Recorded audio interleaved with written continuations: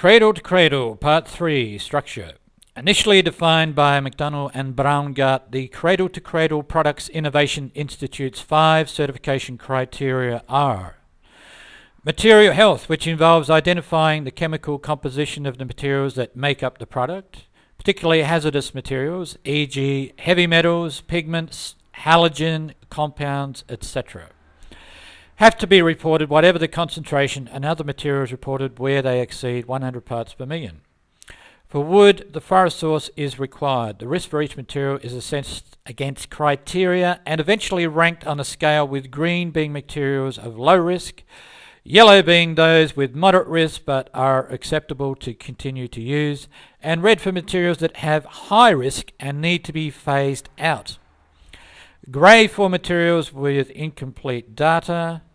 The method uses the term risk in the sense of hazard, as opposed to consequence and likelihood. Material reutilization, which is about recovery and recycling at the end of product life.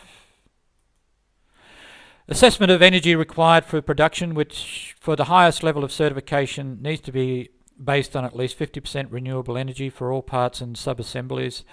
Water, particularly usage and discharge quality. Social responsibilities, which assesses fair labour practices. The certification is available at several levels: basic, silver, gold, platinum, with more stringent requirements at each prior to 2012 MBDC controlled decertification protocol. Health. Currently, many human beings come into contact or consume directly or indirectly many harmful materials and chemicals daily. In addition, countless other forms of plant and animal life are also exposed. Cradle to Cradle seeks to remove dangerous technical nutrients, synthetic materials such as mutagenic materials, heavy metals, and other dangerous chemicals from current life cycles.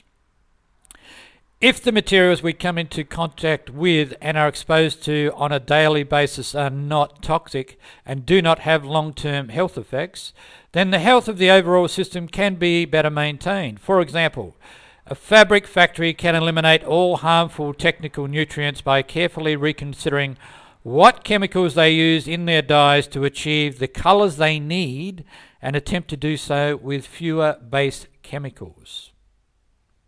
Thank you for listening, and tune in for part 4.